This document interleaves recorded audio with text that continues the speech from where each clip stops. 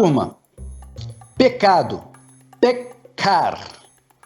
O que quer dizer isso? Verbo transitivo indireto ou intransitivo. Transgredir lei ou preceito religioso.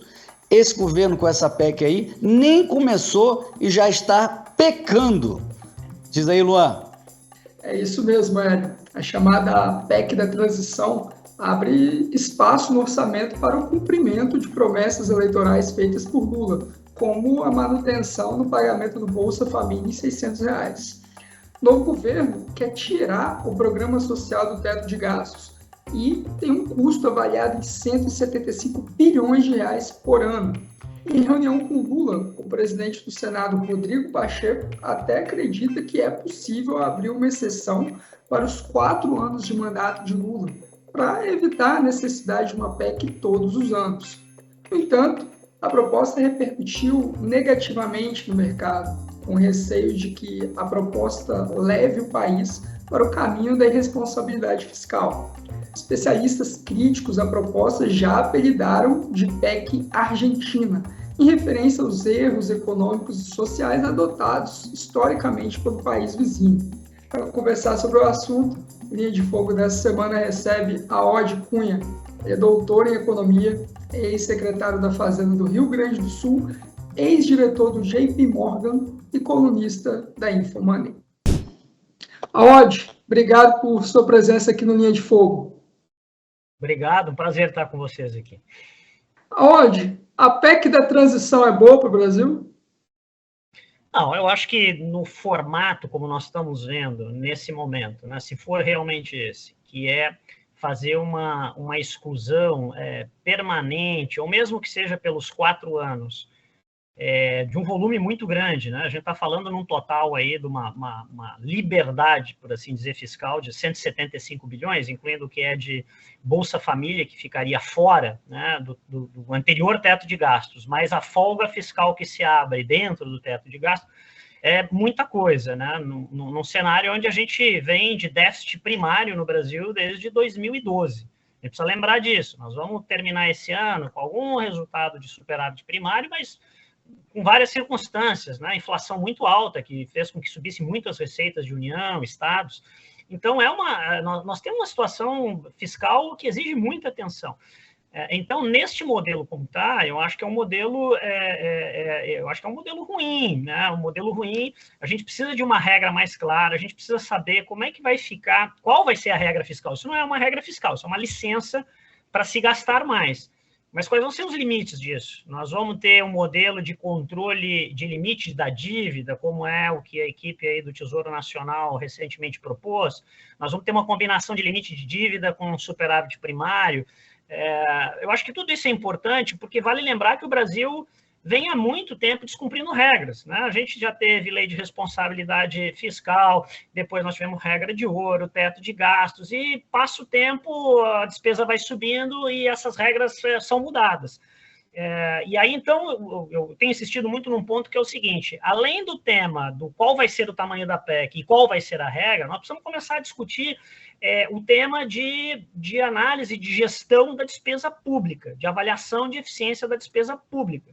Porque, senão, aqui no Brasil, a gente sempre acha que mais dinheiro resolve tudo. Mais dinheiro vai trazer melhor educação, vai trazer melhor saúde. A gente não avalia gasto público e não tem fim. Sempre nós vamos precisar estar subindo o gasto público. Então, esse eu acho que é um contexto maior. A PEC é preocupante, mas tem um contexto maior de disciplina fiscal, de responsabilidade fiscal no Brasil, que a gente sempre acaba escapando. Hoje, nós tivemos a aprovação da reforma da Previdência em 2019, tem algumas estimativas aí, projeções de que isso gerou aí uma economia fiscal de cerca de R$1 trilhão em 10 anos. Em 4 anos, se o governo tiver, né, a aprovação da PEC da transição e nos termos que a gente estava conversando aqui, seria um cheque em branco que iria torrar aí mais de 70% do valor da PEC da Previdência em somente 4 anos. Seria uma alternativa melhor para o momento que a gente está vivendo. Nós temos reformas institucionais para realocar alguns valores do orçamento que hoje são regressivos socialmente? Bom, é uma ótima provocação, né? E na linha que eu, de certa forma, toquei aqui no meu primeiro comentário, eu venho defendendo isso. Eu acho que, junto com regra fiscal, a gente precisa ter um olhar melhor, mais detalhado sobre a despesa pública.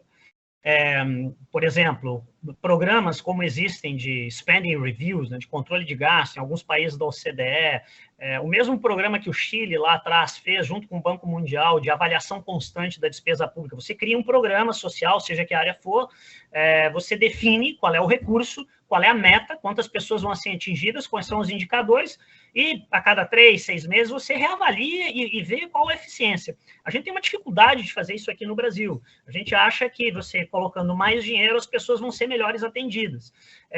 Isso muitas vezes não é verdade. Então, eu defendo, sim, que primeiro se tenha uma revisão ampla dos programas já existentes. Se eles são eficientes, se não são eficientes, todos os programas precisam existir, como é que eles estão sendo executados?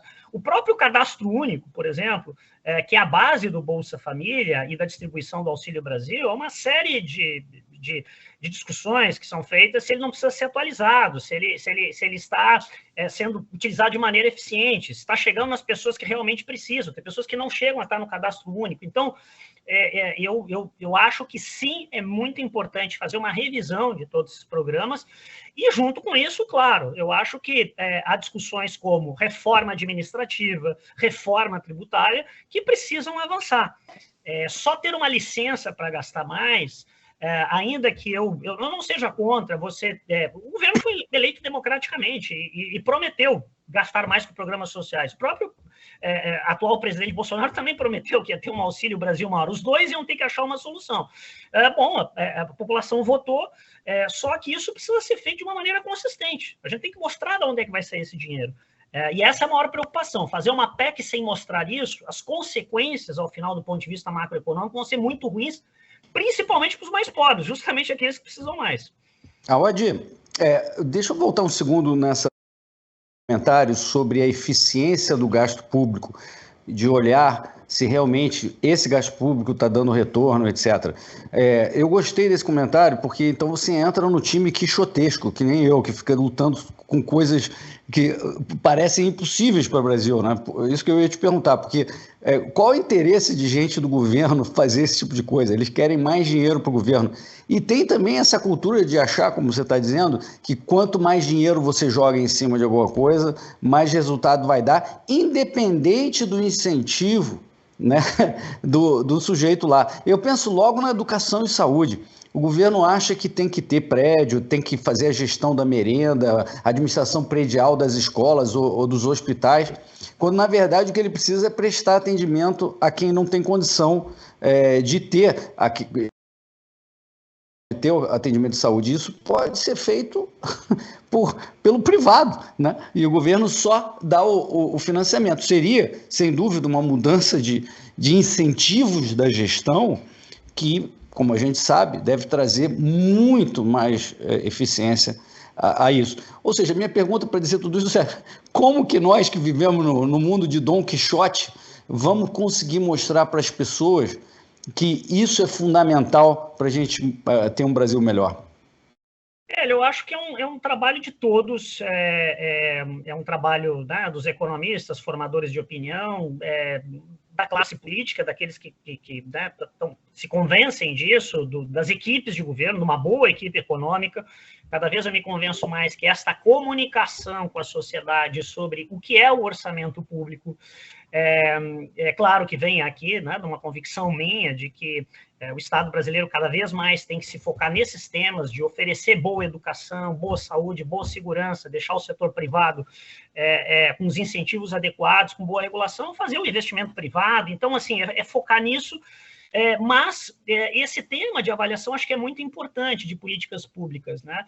Um outro receio que eu tenho é que eu acho que nós estamos indo para um caminho muito perigoso, não só perigoso, mas ele é insustentável ao longo do tempo, de achar que só mais transferências de renda vão dar conta do fenômeno da desigualdade no Brasil. É fato que nós temos muita desigualdade, eu não vou entrar aqui no tema da origem dessa desigualdade, mas a maneira... nós estamos fazendo o seguinte, a gente começa com Bolsa Família, está aumentando o Auxílio Brasil, foi para 400, foi para 600, foi nesse mesmo governo. Daqui a pouco nós vamos estar tirando do teto, nós vamos discutir se o reajuste vai ser acima da inflação e quanto. E isso, para um país de renda média como o Brasil, é muito complicado. Eu acho que nós precisamos mudar essa abordagem. Eu sou um defensor de que nós precisamos olhar para o tema da desigualdade, não temos caro para a sociedade brasileira, mas nós temos que enfrentar isso de uma maneira correta. E a maneira correta que eu acho que nós temos que fazer é igualdade de oportunidades. O sujeito, se nasce rico, ou se nasce pobre, ele tem que ter direito, isso é bom para o país, que ele tem direito a uma boa educação, saúde e segurança, até para que a meritocracia depois funcione na sociedade. Agora, como é que nós fazemos isso? Nós precisamos avaliar como é que nós conseguimos oferecer isso. A educação é um bom exemplo, né? Nós temos quase 80% dos alunos na rede pública. Eu não acho que seja tão fácil a gente migrar rapidamente isso, né? O setor privado, porque nós temos uma série de desafios, nós temos um problema de formação de professores, enfim. Mas o meu ponto todo aqui são dois. A forma correta de nós enfrentarmos desigualdade no Brasil, ela tem que ser com mais igualdade de oportunidades. Eu não estou dizendo que o Brasil consiga eliminar a transferência de renda da noite para o dia, mas ele precisa começar a construir um outro conjunto de políticas que dê igualdade de oportunidades. E para fazer isso da maneira correta, ele tem que começar a avaliar a política pública. Só mais dinheiro não resolve. Nós já tivemos vários exemplos nisso. E para fazer isso, é preciso estar avaliando. Como que a gente vai convencer a sociedade? Nós precisamos mostrar que isso tem um limite, porque no caminho que nós estamos indo, a carga tributária ela vai ao infinito. E o Brasil já tem uma carga tributária muito alta para um país de renda média, média baixa, como é o Brasil, muito mais alta do que a América Latina, por exemplo, na média. Então, não tem outra saída. Nesse primeiro momento, o Brasil tem que fazer uma regra fiscal melhor para tentar controlar esse crescimento do gasto, mas no médio e longo prazo, a gente sair dessa armadilha de que aumento de gasto com aumento de carga tributária sem parar, nós vamos ter que melhorar o nosso modelo de avaliação e de eficiência das políticas públicas e dos gastos governamentais. Ótimo. A gente está falando de incertezas fiscais, né? Mas nós temos uma indicação clara do governo eleito de que a gente vai ter uma política fiscal expansionista. Mas isso tem um custo, e eu quero falar deles agora, né? Porque muito provavelmente a gente vai ter uma política monetária conduzida pelo Banco Central muito mais apertada no próximo governo para conter uma possível alta da inflação que esse cenário pode acabar indicando. Quais são as implicações desse cenário? Quais são os custos que a sociedade brasileira vai acabar pagando a médio e longo prazo se a PEC da transição seguir mesmo esse caminho? Bom, de novo, aqui tentando ser um pouco otimista, né? Porque o Brasil não pode perder mais tempo, né? E aqui tem um contexto todo maior que eu acho, se a gente for dar uma olhada, o Brasil há 40 anos cresce menos que o mundo, né? O Brasil, se a gente pega, eu gosto de usar esse número de 2012 a 2021, claro que no meio disso teve lá os anos 2015, 16, com uma forte queda do PIB, mas são 10 anos. 12 a 21, o Brasil cresceu zero. O PIB do Brasil cresceu zero. Isso assim, alarmante.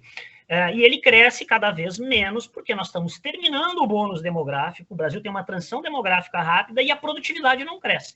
Então, não tem outra saída a não ser nós melhorarmos a produtividade. Se nós insistirmos numa expansão do gasto, numa velocidade maior, como nós já fizemos esse erro no passado, e o que nós vimos é que, num primeiro momento, isso até gera um certo impulso fiscal na economia, dá uma acomodação, e o custo depois é mais inflação e mais taxa de juros. Mais taxa de juros ou mais inflação significa economia crescendo menos. Tudo isso significa mais desemprego e renda mais baixa, justamente para aqueles que mais precisam. São as pessoas de renda mais baixa, na classe média baixa, mas principalmente os mais pobres. Então, eu aqui, tentando olhar o copo meio cheio, eu acho que o recado, de certo sentido, que recentemente o mercado já deu, toda vez que o governo faz um anúncio talvez mais ousado de gastar mais, vai ser mais do mesmo. Nós veríamos mercados mais estressados, dólar subindo, taxa de juros subindo, custo da dívida subindo, e vale lembrar, toda hora que sobe o custo de juros da dívida pública, é menos dinheiro para os próprios programas sociais, você dá com uma mão e tira da outra, né? Então, eu diria que o cenário, essa insistência de uma expansão fiscal demasiada, o custo seria esse, não tenho dúvida, né? Uma combinação de mais inflação e taxa de juros, menos crescimento ainda e mais desemprego. O que eu espero é que acabe prevalecendo algum bom senso, né, e que se chegue ao meio termo, né? O governo quer focar em algumas áreas, pode focar mais em determinadas áreas, quer aumentar o Bolsa Família, ok, mas isso tem que existir dentro de uma mínima disciplina orçamentária, despesas cabendo em receitas, e o Brasil precisa continuar a avançar em algumas reformas, principalmente reforma administrativa e reforma tributária. Aonde, na sua percepção, a gente acabou de ter um governo eleito democraticamente, começou mal? Eu acho que o governo ele teve, inclusive, né, o apoio, né, de, inclusive, economistas, pessoas do mercado financeiro. Acho que, na minha opinião, né, respeito muito das pessoas que fizeram isso, mas eu acho que, na minha opinião, um certo equívoco quando se colocou o termo como apoio incondicional, né? Mas esse governo deveria prestar atenção, na minha opinião, que foi uma eleição muito dura, muito apertada. Nós estamos com um país com opiniões muito divididas, às vezes bastante extremadas. Não é um mundo, por exemplo, como foi lá em 2002, no primeiro governo Lula, com China crescendo 12%, boom de commodities, superávit primário, que já vinha do governo anterior de uma maneira mais sólida. Então, assim, eu acho que quando não se ouve um certo sinal de prudência, de respeito a pilares de política macroeconômica, tem que se dar. Eu acho que o governo Lula deveria dar um passo atrás, ouvir gente como o próprio Pércio Arida está falando agora, outros que apoiaram, como Armínio Fraga, e falando, olha, não, essa licença fiscal deste tamanho não vai dar certo. Então, eu acho que se for nessa direção, né, de uma licença sem limites para gastar mais, ele começará mal. Tem sido chamado de PEC da transição, mas o senador Wellington Dias, que tem ajudado na equipe de transição do governo, falou que, na verdade, o nome é PEC dos pobres, ao incluir a população mais vulnerável no orçamento, na percepção dele. Mas a oposição, o Hélio e eu aqui, a gente tem chamado de PEC da Argentina. Você concorda com essa provocação? Qual, na sua opinião, deveria ser o nome da PEC? O que eu gostaria, seria uma PEC de responsabilidade social e fiscal, né? Se ela for simplesmente uma licença para se gastar mais, né, é uma PEC irresponsável e que vai trazer custos justamente para a área social. Eu espero que o governo e a equipe econômica, né, tenham um bom senso e escutem isso, que, né, não são opiniões mais extremadas, de uma maneira geral, economistas, mercado, estão falando. Então, eu acho que depende do que vai sair. Uma PEC com sem regra fiscal, uma licença indefinida, ou mesmo que seja essa licença por 4 anos, para todo esse volume que está sendo pretendido, todo o Auxílio Brasil, né, agora Bolsa Família, e mais do que isso, a gente não sabe como é que isso vai ser reajustado depois. Eu acho que é muito arriscado, e aí seria uma PEC irresponsável. Eu espero que se volte atrás e que se faça uma PEC que tenha responsabilidade fiscal para poder se ter responsabilidade social. Aod, muito obrigado por participar hoje do Linha de Fogo. Muito obrigado, um prazer estar falando aqui com você. Muito obrigado pela contribuição. Obrigado, Luan, também. Um abraço. Hélio, ao que parece, o governo, com a PEC da transição, ou PEC da Argentina, como a gente está chamando aqui, está querendo um cheque em branco. Você daria um cheque em branco para alguém? Pois é uma licença para gastar, como disse o Aod. A questão é que eles estão, inclusive, vislumbrando, Luan, não só fazer uma PEC, mas, eventualmente, descredibilizar completamente a questão do teto de gastos, que é mais perigoso ainda, porque, como você mencionou, o gasto adicional acima do teto é quase uma reforma da Previdência, né, em 4 anos, como eles estão dizendo. Então, estão falando de controle de limite de dívida. Eu não acredito em se suplantar a regra de teto de gasto constitucional, que tem a possibilidade de revisão em 2026, por uma outra regra que os políticos vão inventar agora. Então, pelo menos a PEC argentina, na nossa opinião, ela envolve uma discussão do que dá para fazer, né? E aí o processo político vai definir. O que não dá é para revogar e descredibilizar a regra do teto de gasto, que nos trouxe mal ou bem até aqui, a despeito de a gente não ter crescido o PIB. Teria sido muito pior se a gente não tivesse tido o teto de gastos, né? Então, primeira coisa aí, eu achei muito boa, muito bons os comentários do Aod.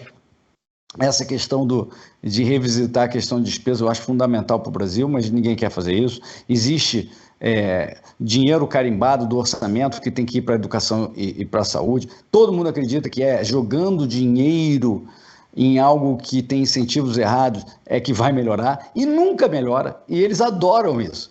O que é o incentivo errado? As pessoas precisam entender. O incentivo errado é o seguinte: na iniciativa privada, Luan, quando você faz um bom trabalho, presta um bom serviço, você recebe mais dinheiro, porque você vende mais. No setor público, é comum o contrário. Ou seja, imagina uma escola pública. Se ela está fazendo um bom trabalho, ninguém pensa em mandar mais verba para ela. Mas aquelas outras escolas que estão deficientes, que estão ruins, com uma gestão deficiente, elas tendem a conseguir mais verbas. É exatamente o contrário da lógica que deveria ser para você melhorar o serviço. Então você está incentivando sempre o errado. Você está incentivando uma pior gestão. Você está punindo o bom gestor. Isso é um problema básico que nunca é visitado. Nunca se analisam as causas fundamentais de a gente ter uma educação e saúde deficiente, de segurança e outras coisas, saneamento e tal. Simplesmente se acha, como a Aod falou, que jogando mais dinheiro, aumentando impostos e jogando mais dinheiro nisso, vai melhorar. E o que isso causa, como a gente sabe, é uma eterna desigualdade de oportunidade. Porque o sujeito, o garoto que estuda no setor público, vai ter sempre menos oportunidade do que de quem consegue chegar no setor privado. Então, o Aod tem razão, você tem que buscar um mínimo para as pessoas em termos de educação, saúde e segurança. Senão você efetivamente está causando um distanciamento. 2 Brasis. Um Brasil que tem algum acesso a algo positivo no setor privado e outro Brasil, que ele disse que 80% dos alunos estão na rede pública, que sempre serão condenados ao ensino absolutamente deficiente e incapaz de te agregar no mercado de trabalho, como todo mundo sabe. Então, enquanto não se visitar isso, enquanto não se endereçar essa causa fundamental, Luan, não vai ter conserto. E essa causa fundamental, para concluir, é benéfica não só em termos de resultados melhores, mas também de custo. O aluno na rede pública, Luan, custa 2 ou 3 vezes mais do que um aluno na rede privada, que tem uma entrega melhor. Então, se você consegue trocar os incentivos do setor público, não estou dizendo que você tem que jogar os alunos do setor público necessariamente no dia zero para o setor privado, mas se o setor público, ao invés de ter prédio, segurança, merenda e todo o entorno da educação, se ele passasse toda essa parte, pode até ficar, que é o que diz a lei, com o professor na sua folha de pagamento, mas se ele passasse para um concessionário, todo o resto que você vai cobrar resultado, você vai cobrar acompanhamento socioemocional dos alunos, você teria um custo muito mais baixo, com metas de resultados. Hoje você não tem no setor público. Esse é o desafio principal do Brasil. A Aod tem razão. O Aod tem razão e, nas palavras dele, né, incentivando o errado. E como você tem falado, né, essa PEC ela não busca maior eficiência, não se está buscando reformas para abrir espaço fiscal para gastos prioritários e, acho que pior ainda, né, não parece haver nenhum tipo de contrapartida, pelo menos o debate, o governo não está falando, olha, eu gostaria de licença para haver esse gasto, mas eu quero uma compensação, impor uma compensação de alguma forma. Então, tem como dar certo, Hélio? Pois é, o Aod colocou isso muito bem, Luan. Ele disse o seguinte, que o que importa é a produtividade. Se a gente não cresceu de 2012 para 2021 e PIB ficou estável, isso se deveu ao fato de que o Brasil, o setor privado, não conseguiu superar os obstáculos que o governo impõe à sua atividade empresarial. E os obstáculos todo mundo conhece. São as regulamentações 1000, os impostos crescentes, cada vez mais o sócio majoritário das empresas é o governo, via o que ele retira de impostos com lucro, sem lucro, ele retira muitas vezes do faturamento. O custo Brasil, tudo que a gente sabe de interferências governamentais. O setor privado não consegue aumentar a produtividade. Hoje a gente tem uma produtividade menor do que a China na média, o que significa que a gente tem um salário médio menor do que o do chinês. Olha que loucura. Eles são 1,4 bilhões de pessoas, algo assim.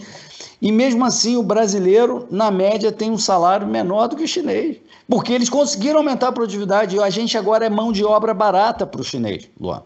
Então, o que o Aod colocou muito bem? Quando você faz mais essa aventura de gastança, inicialmente você pode até ter um impulso fiscal, porque você está jogando mais dinheiro no sistema, né? Inicialmente, mas logo em seguida, não dá muito tempo não, você sabe como é o Brasil, já vem inflação, e aí mais juros, e vai prejudicar justamente o pobre, que é quem você quer ajudar. Ou seja, é uma irresponsabilidade. Todo mundo sabe disso, menos o PT. Menos o PT. O mercado, que agora está sendo chamado de entidade bolsonarista, veja que absurdo, Luan, vergonha alheia, né? O mercado agiu no caso do Reino Unido, né? Deve ser bolsonarista lá também. Quando a Liz Truss, que foi a primeira-ministra com menos tempo de governo da história da Inglaterra, e a história você sabe que não é curta, da Inglaterra, de primeiros ministros, ela veio com um plano parecido com esse do PT, sem explicar de onde vem o dinheiro, entendeu? Com gastos muito maiores do que os impostos, falou até que ia diminuir o imposto, vai ter gasto, e o mercado deu um checkmate na Liz Truss. O mercado mostrou, cara, isso não é sustentável, os preços começaram a cair da Inglaterra, e ela foi obrigada inicialmente a trocar o seu Chancellor of the Exchequer, que é o ministro da Economia, e depois caiu, logo em seguida. Ficou ali 3 semanas, sei lá quanto tempo a Liz Truss ficou. Ou seja, esse mesmo cenário, pessoal que está nos ouvindo, pode acontecer no Brasil. Aliás, já está acontecendo no Brasil. O dólar já saiu do nível de 5 para 5,30. A Bolsa já despencou depois dessas falas malucas do Lula dizendo que ele vai fazer o que ele tinha prometido na campanha, que é uma maluquice. Só a galera que fez o L é que não acreditou que ele ia fazer o que ele falou que ia fazer, né? E agora ele está dizendo, não, eu vou fazer essas maluquices mesmo.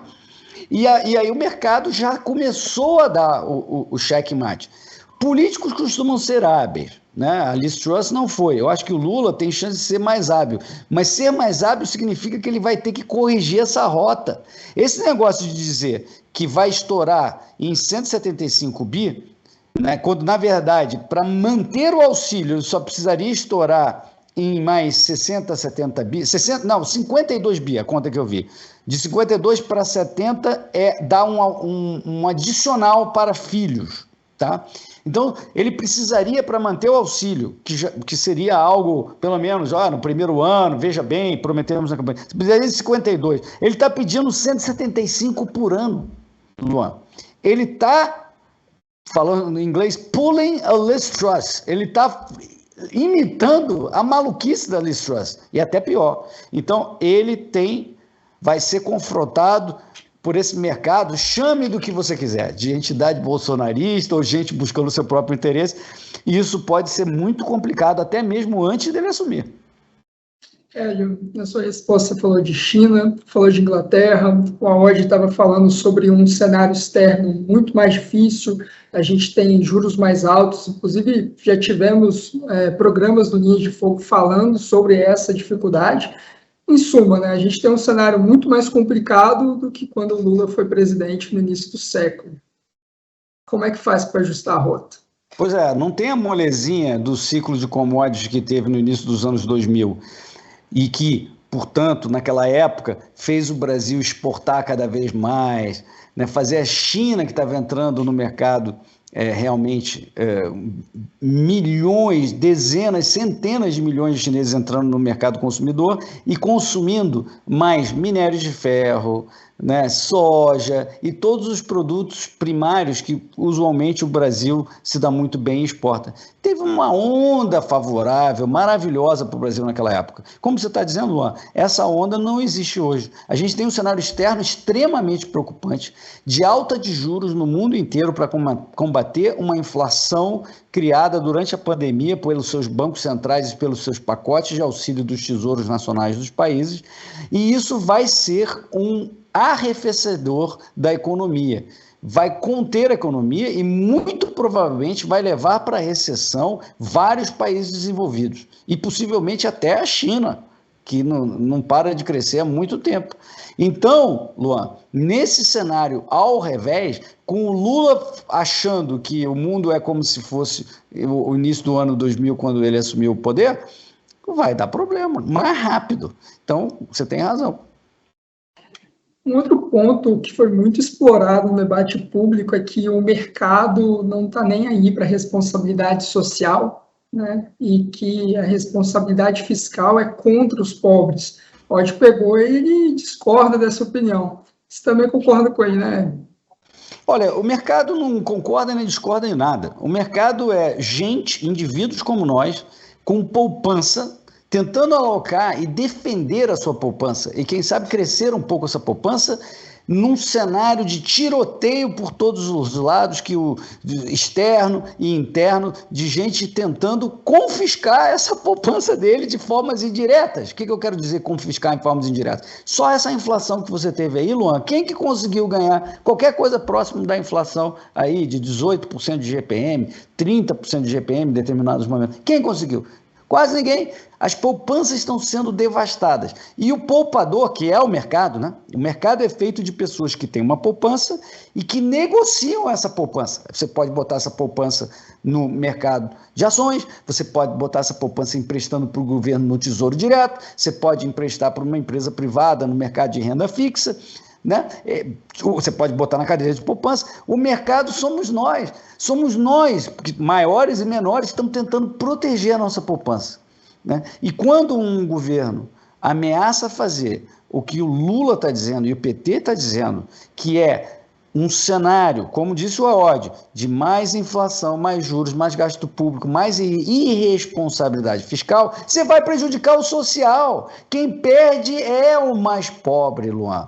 Por isso que o Aod muito bem colocou, eu quero uma PEC de responsabilidade fiscal e social. Se você fizer o fiscal direito, você vai poder fazer o social. Se você não for responsável fiscal, você vai ser punidor do pequeno, do social que você quer defender. Então, concordo com a OD, todos nós somos o mercado, não se esqueça, não é a entidade bolsonarista, como alguns querem dizer por aí, não existe isso, não é né? A tal da mão invisível, é justamente a simbologia de todo mundo tentando buscar o seu interesse, defender a sua poupança. Eles não entendem isso, eles acham que, como eles são assim, né, eu digo a esquerda, a extrema esquerda, que eles manipulam tudo de cima para baixo, eles não conseguem entender um processo descentralizado, de baixo para cima de indivíduos, não conseguem nem captar isso. Então tem que ter uma explicação, tem que ter o cara atrás da cortina que faz X ou YZ, não conseguem entender. É realmente difícil, Luan. Hélio, no início do ano, o ministro da Economia, Paulo Guedes, foi muito criticado ao dizer que, a depender dos resultados das eleições, em 6 meses o Brasil podia virar a Argentina. Mas o governo nem começou e o caminho parece que já parece apontar para a gente seguir nessa linha, né?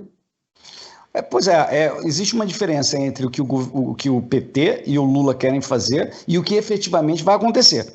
O que eles querem é fazer a direção argentina e o mercado reage de acordo com isso. O Brasil é muito mais complexo e sofisticado do que isso, tem inúmeros interesses, é enorme o Brasil. E tem o tal mercado ainda, né? Eles querem revogar o mercado, mas ainda tem o mercado. Então ele não vai conseguir, né? E tem processo político, tem oposição, ele não vai conseguir fazer tudo o que ele quer.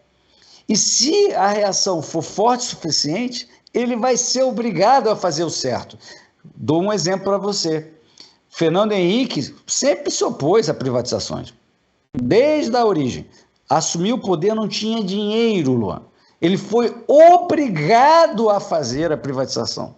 Senão ele não tinha nem como se sustentar. Não havia outra opção. O mercado naquela época não dava crédito ao Brasil, não tinha como pegar dívida. A população não topava dar dinheiro no Tesouro Direto, porque o governo não tinha grande credibilidade. A única opção que o Fernando Henrique tinha é vender algumas coisas do governo para ter algum dinheiro para fazer alguma coisa.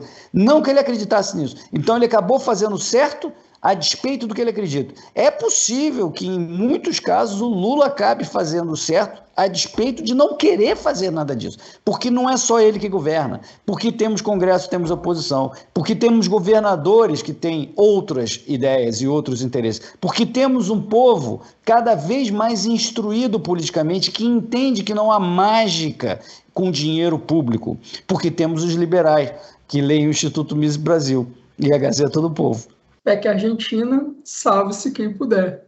Concorda com a opinião de Ode Cunha e Hélio Beltrão? Comente aqui embaixo. Assina a Gazeta do Povo, o jornal que acredita no Brasil. Obrigado, Hélio. Até a semana que vem. Tchau, Luan. Obrigado. Tchau, turma.